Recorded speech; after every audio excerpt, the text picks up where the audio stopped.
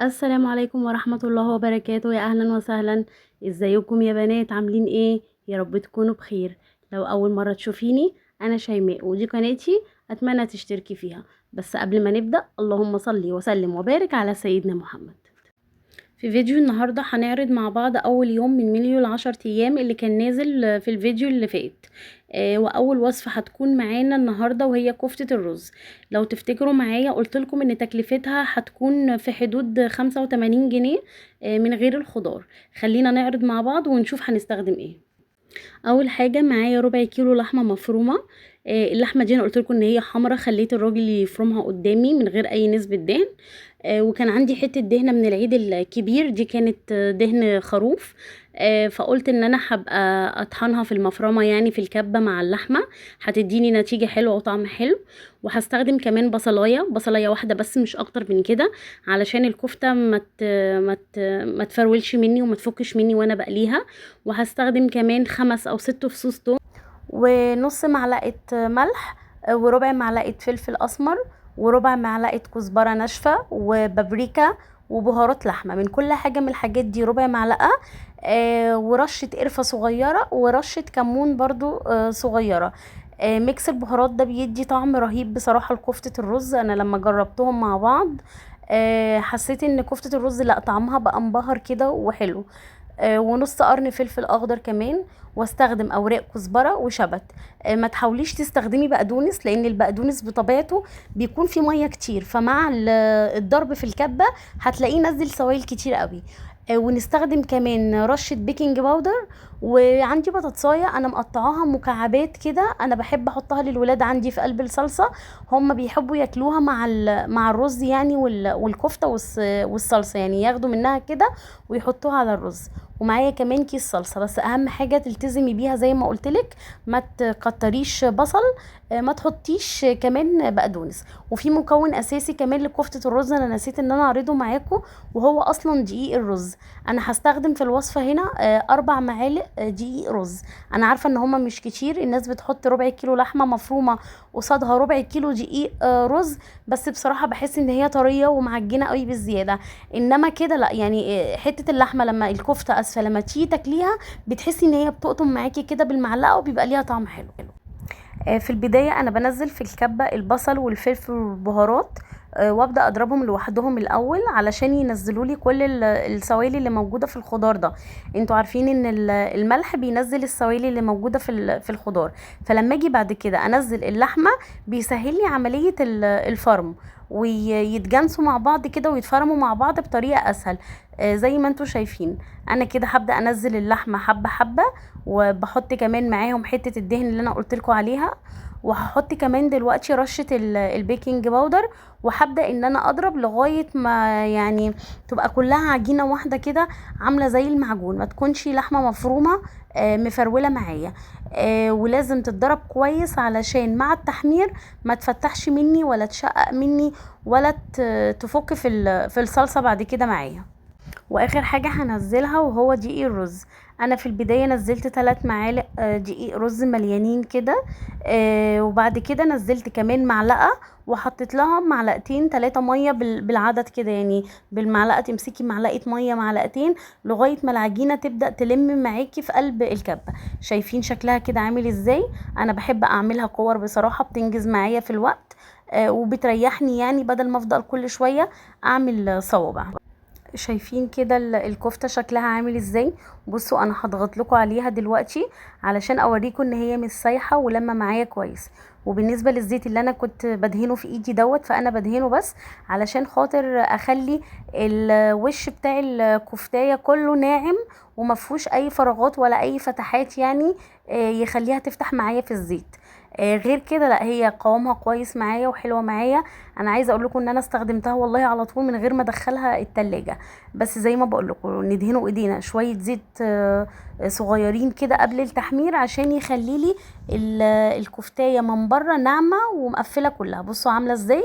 لو كان فيها اي حاجه ما كانتش بعد ما اضغط عليها كده تلم معايا كده بسهوله تاني. شايفين مطلعه كميه معايا قد ايه؟ ما شاء الله عليها، كميه حلوه وكميه كمان تكفي يعني عدد بصراحه. زي ما قلت لكم ناس كتير متخيله ان لما هم يكتروا في البصل هو اللي هيكتر كميه كفته الرز. لا، معروف طبعا ان الرز هو اللي بيكتر الكميه بتاعه كفته الرز مش البصل. كتر البصل بيخليها ايه، زي ما قلت لكم تفك في التحمير، وتفك كمان في قلب الصلصه.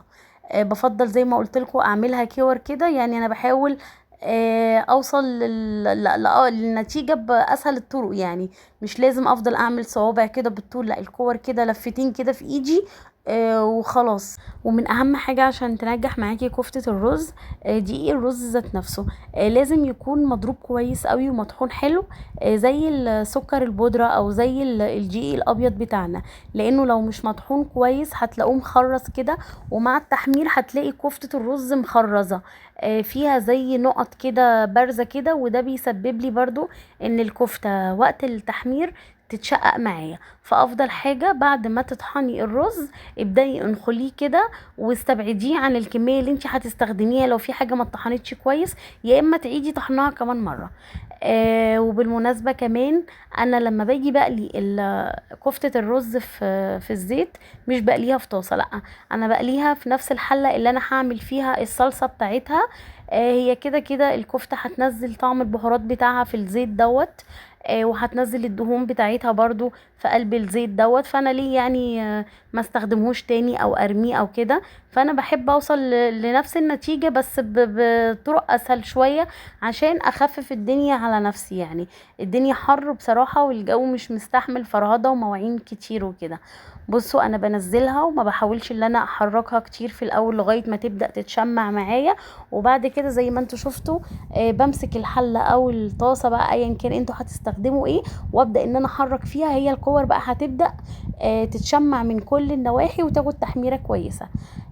ما حاولش كمان ان انا اغمق الكفتة في التحمير، يعني اطلعها وهي لسه لونها بامبي كده شوية، ما غمقهاش عشان ما تدينيش في الاخر كفتة اسفة، عشان ما تدينيش في الاخر صلصة مغمقة، هتكون شكلها مش لطيف ومش حلوة يعني. هنا كنت بوريكم ان الزيت اللي في الحلة كده لونه محمر شوية، لان البابريكا للاسف مطلعه لون مش عارفه ليه. انا العطار ده بتعامل معاه على طول بقالي فتره، بس اول مره اجيب من عنده بابريكا تطلع لون كده، فعشان كده انا يعني حبيت ان انا اوريكم ان اللون اللي طالع دوت طالع من البابريكا ذات نفسها. شايفين لون الكفته عامله ازاي؟ بصوا بقى، اهم حاجه ولا فكت معايا ولا مفروله معايا ولا اتشققت ولا اي حاجه، انا هوريكم دلوقتي. بصوا عامله ازاي، يعني هي كانت لسه سخنه وانا مش قادره امسكها. ربع معلقه البيكنج باودر كمان اللي محطوطه عشان قوام حلو كمان قوي للكفته من جوه. هبدأ بعد كده انزل بقيه الكميه اللي معايا، انا عملتهم على مرتين بس زي ما انتم شايفين كده تمام.